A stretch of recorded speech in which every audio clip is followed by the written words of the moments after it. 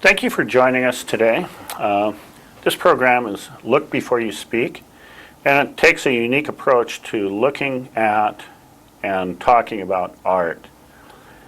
In our time today, we have most contemporary television has conditioned us to look and absorb images between 1 and 2 seconds. 2 seconds is a long time to look at something.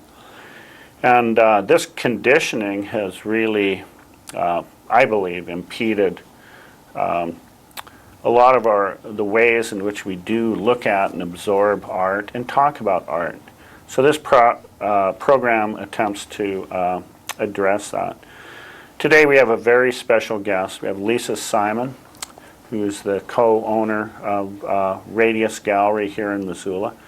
And Lisa and Jason Neal have been operating the gallery for almost a year and a half. It's almost 2. Almost 2 years.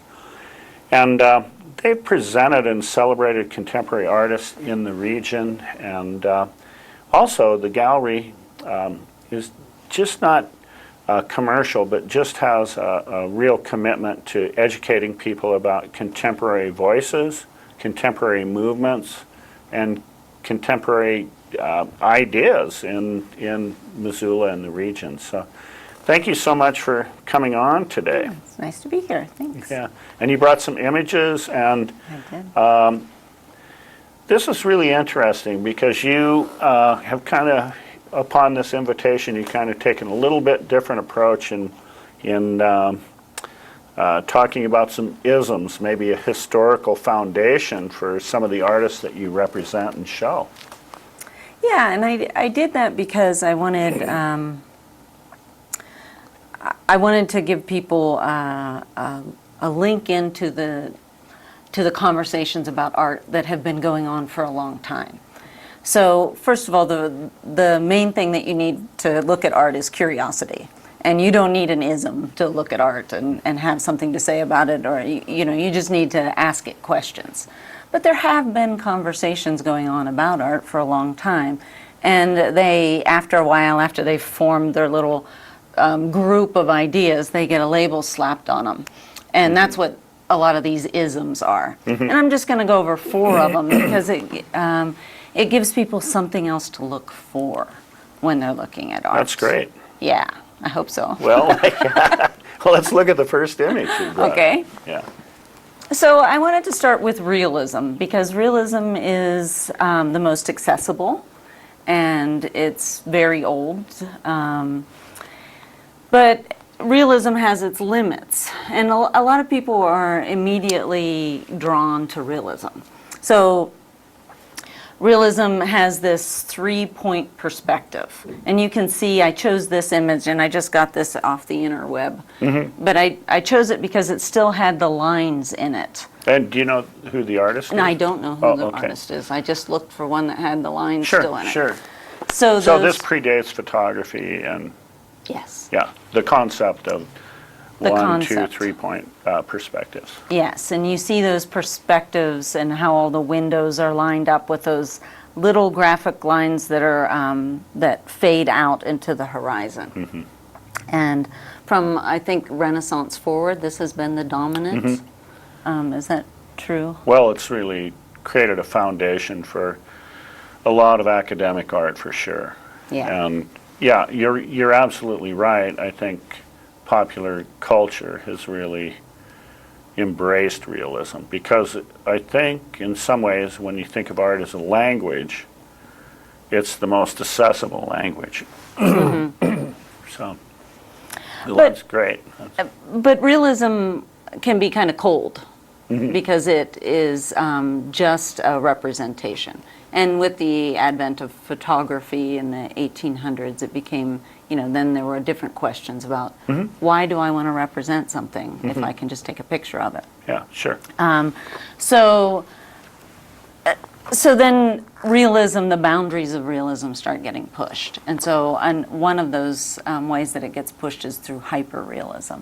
So that's the next image. Oh, let's put up the next image. Of the palm. And this is a painting by Barb Schwarzkart, so a local Missoula painter. And she's painting here, so it's a palm. You recognize what it is, and it's pretty impressive. When people do realism, usually there's a lot of awe in it, because it focuses on the sort of raw Oh, talent. look at the detail on this. It's Yeah. great. So hyperrealism lets you geek out on how talented the artist is. Like, wow, she really captured that, didn't she? I think it's interesting with some of these isms is that I think maybe artists, when they have this instinct to create, you know, they don't wake up in the morning and go, I'm going to create some realism or impressionism or whatever. No. But it's choosing a language, and the language becomes natural, and whatever the ism is kind of comes later as a way to talk about these things. Absolutely. The critic or the person having the conversation is always Historian or is always behind the artist. We're just trying to figure out what they're doing. yeah. And by grouping them in these ways helps us understand what they're doing a little more. Yeah, there's a difference between English and Latin. No, but you're right about the artist. The Yeah. artist isn't intending to be like, I want to join this school today. Right. In fact, sometimes when we ask, like we just had a show at Radius on surrealism. Well, you were part of it. And we, asking people to do surrealist work, if that's not in their wheelhouse, they don't want, it's hard for them to just work toward a movement. I mean, Sure. it's something in them that's speaking toward an experience, and then the historian or person talking about it adds the label. But they are useful labels. Yeah. I just wanted to mention one other thing about Barb is, and I know Barb is an artist, and just her background as an educator Yeah. for years and years, so she has a clear understanding of what is happening and all of these things. So, and that's a wonderful painting. Yeah. What's yeah. the scale on that? It's a large painting. It's probably 4 feet tall. Wow. Yeah, and so those details are really heightened. Yeah. So, Well, let's look at another image here. so one of the things that hyperrealism does is let you appreciate, in this case, naturalistic detail. So Audubon and those kind of. And one thing I would also wanted to add about it is, like it's alive and well. Yeah. Another artist in Missoula who's working in hyperrealism is Andy Klein. Yeah. I love those Yeah. paintings that Yeah. he does. Okay, you want to look at the new one? Yeah. Next All right. image. Oh So wow. this is called Marsh by Bobby McKibben, who is a artist from the Bitterroot. Her work is also in the Smithsonian, so she's one of our most celebrated artists in this area. So you look at this, and it's called Marsh, and you're there. It's a very accessible painting, and it's a long painting. Maybe. Yeah. What's the scale on this? Oh, this one's 5 feet by And this 3 is a feet. painting and not a pastel. Oh, I'm sorry. It's a drawing, a Oh, pastel it's drawing. a pastel. Okay. And this perspective of it is skewing it a little. It's a really long rectangle. And that rectangle is often very peaceful. So when you're doing a landscape, in fact, the vertical landscape is called, the vertical positioning of a painting is called a landscape view because it is so peaceful. So in the larger scale, you see this peaceful marsh, and it's very realistic. But if you get down to the details, so if you look at, this is the bottom left corner of it, you see that it's not realistic, not like Barb's was, where the closer you go, the more detail you get. This, the closer you go, the more abstract markings Yeah. you see. And so she's using mark making, the emphasis of like hitting the canvas hard with your pen to create an energy. And that gives this what would be a peaceful landscape, this energy around the sides of it. Sure. And that is her feelings about the wilderness too. Yeah. Yeah. So there's an element of wildness, there's an element almost of danger in her mark making. And a real clear understanding of color composition. Oh, yeah. You know, they have a really amazing texture to them when you look at them, and they're really luscious. Yeah, they're so calm, but I think that edge of danger is really what makes it a Bobby McKibben. And 'Cause- do you have an ism associated with it? Well, this is realism, but it's moving into expressionism because that wildness around the edges, the mark making, comes from inside the artist. So the artist is not just portraying the scene, but expressing their idea of the scene. Yeah, And, boy, it sure comes out there. We're going to see that in contrast to the next one. But Okay. look at those marks Yeah, on it's there. great. Can you pull out any more to see how rectangular it is? You mean draw out on it and Yeah. see how horizontal it is? Yeah. Because this is making a square of it. No? Yeah. Okay. We'll see what we can do here. All right. Okay, so that is what I would call realism moving into expressionism. Okay. So the next one is a painting by Louise Lamontagne. Wow. I think that both of these examples, both Bobby and Louise, really, these are artists that really understand the colors they're using and celebrate their understanding of light on the land. And I think Louise is a little more experimental. Yes. So in this one, we're still working in realism because you recognize the things in it. There's a river and mountains and trees. So anytime you can do that, you're in realism. But what makes it expressive is mountains don't really look like that, and they're not. She's making choices that take her outside the realm of realism. So that the color of blue, the pink in there, those aren't colors that are true to an external reality. They're true to an internal reality. That's a great point.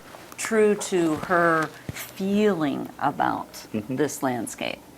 And what Louise is known for is not just these really vibrant colors that move outside of realism, but also those languid brush strokes.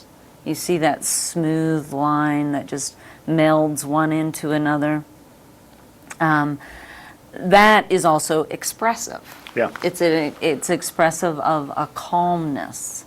And so what is Louise expressing here, you might ask yourself? It's not conflict like Bobby's. It's not wildness or danger. It's actually the opposite. It feels very calm to look at this.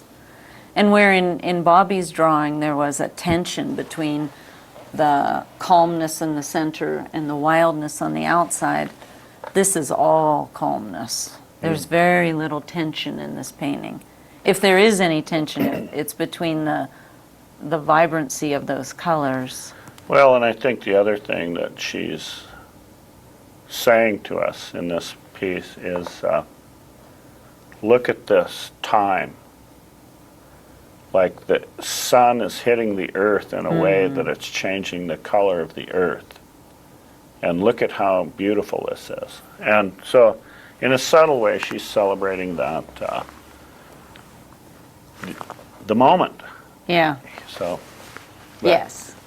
And that's, if I was going to bring in another ism, it would have been Impressionism, which is all about capturing time, sure. a set of time, a moment in time. Okay.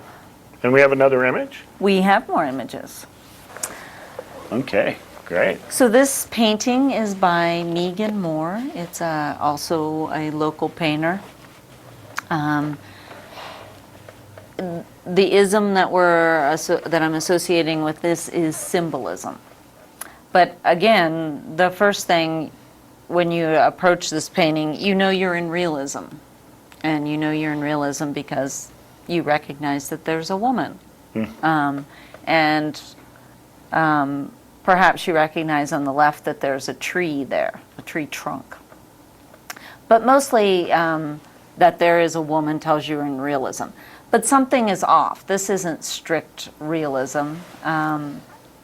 If we can see the full picture again, you see that that dress is not quite a dress. It's a graphical element. And then there is this plane of just green across the front. And the gold leaf tree, her foot is stuck inside it. So you just get the sense that there's something else going on here. Yeah. And when the story that it's telling is not apparent in realism, then you can sort of start asking what else it's doing. And then that's where another ism comes in. In this case, it's symbolism. And, symbolism is probably one of the oldest forms. Yeah. Long before the title existed, people were painting things that had cultural associations. So, and religious paintings are often symbolic. So a dove is not just a dove, not a realistic bird, Yeah. but it is it's the sign of peace. Yeah.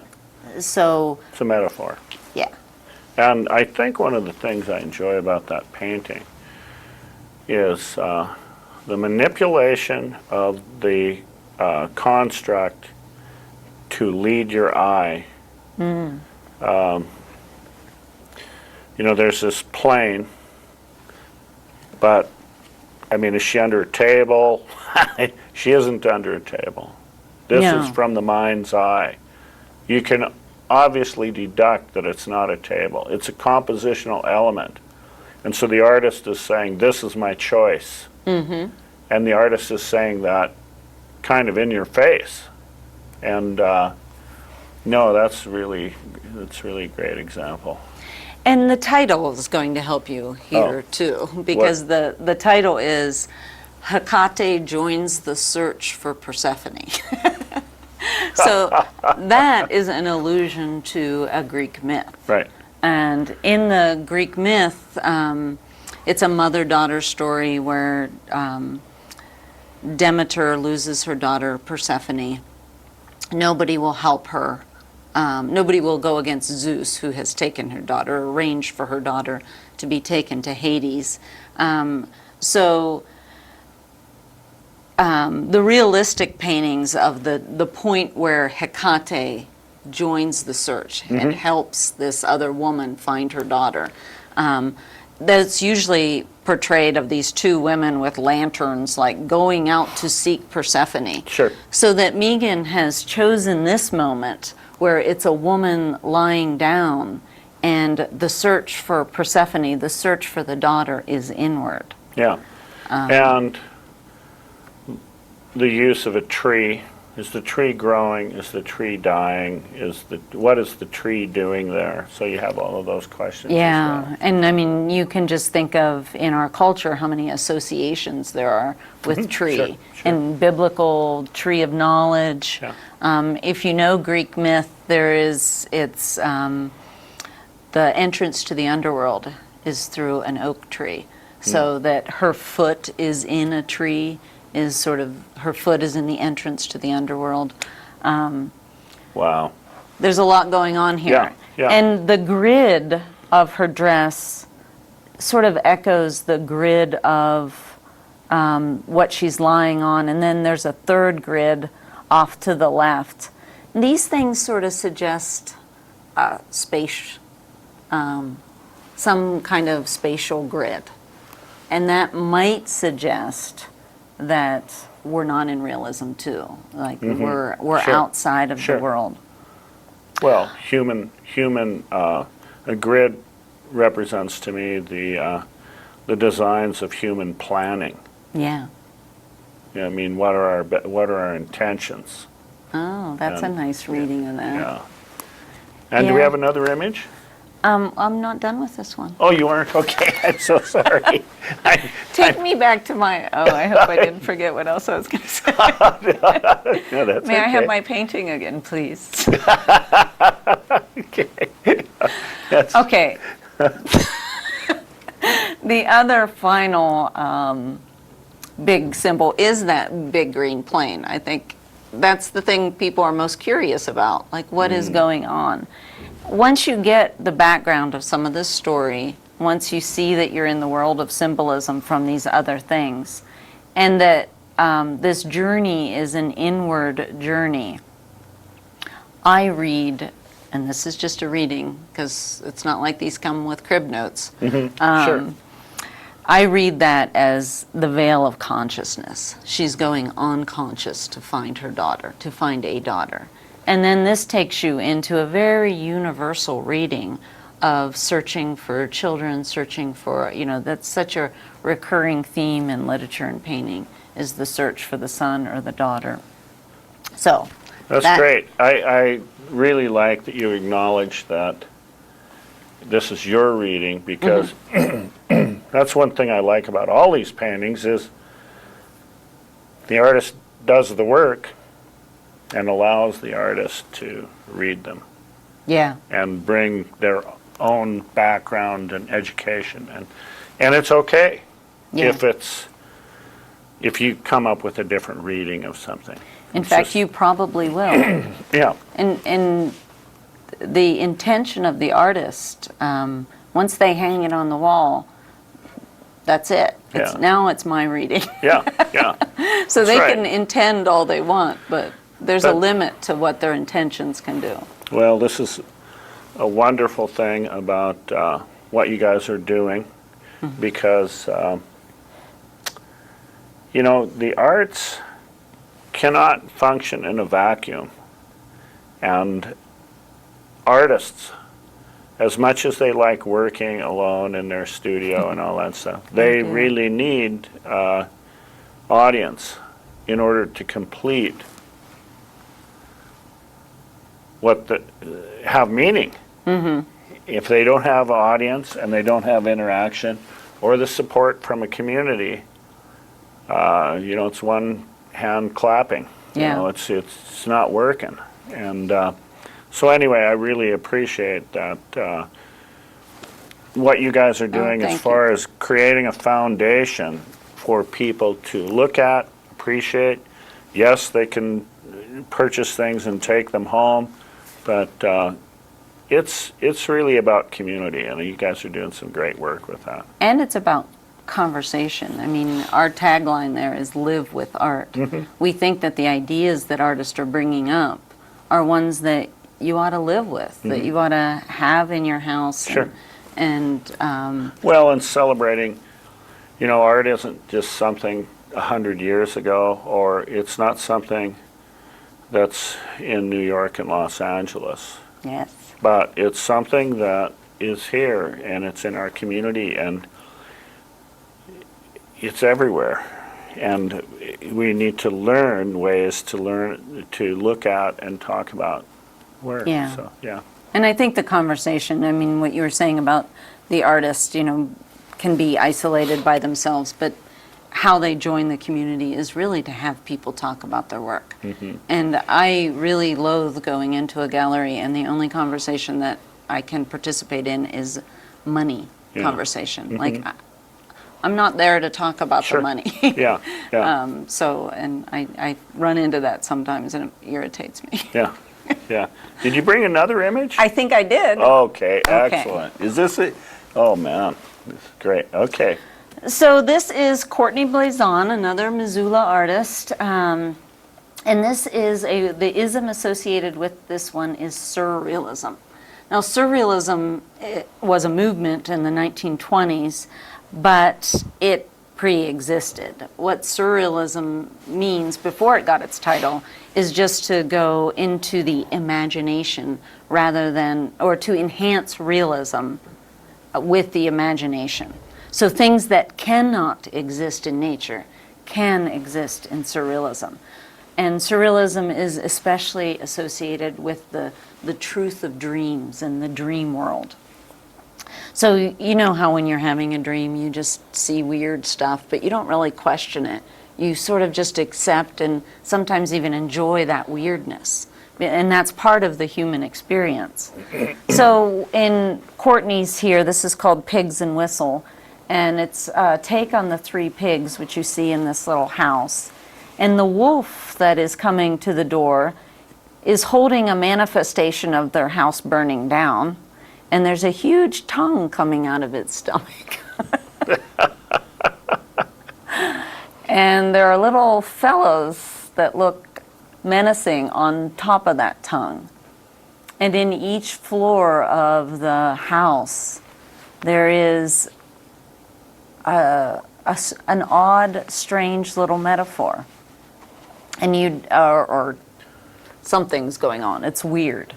And then at the top are these eyes looking out at the house, looking out at the audience. And, you know, I love Courtney's work, but I think when looking at it, I always think, yes, it's surrealist, but it's always important when you're using that term to realize that it's based in realism. There's something real. And what are the elements that are real? Well, you have all the elements are real, but putting them together makes them dreamlike. Yes. And, you know... Beets exist, but they don't have little faces. Right, right. And there are little faces. But they are not beets. And there's an example with this one, in talking to Courtney, you know, her feeling about it was this woman had to be really large. She had to be in the foreground. And for some reason, she had to have a whistle. And I was talking to her, I'm like, well, what's that whistle about? And she's like, I don't know, but there's all this sort of bad stuff going on in this painting. And I said, is it a whistleblower? And she's like, that's it. So, I mean, this is really, it really operates like your dreams, where the painter here, Courtney, wasn't actually sure of why it needed to come together until she started having a conversation about it. So sometimes artists put things down that they're not even sure, they just feel compelled to do it, but it hasn't reached the level of language. Yeah. Well, I hate to say this, but we're just about out of time. Really? Yeah, I know. And I just, all of these artists, the story is so important to them. Yeah. And like that concept of them being alone, I just think the work that you and Jason are doing with the gallery and helping artists connect with community and is so great. Oh, thank you. Thank you for coming on and My talking pleasure. about some things that you're passionate about. So, and if people do get a chance, please check out the Radius Gallery and check out these artists. You can go see the real work and not just see them on Look Before You Speak. Thanks for tuning in today.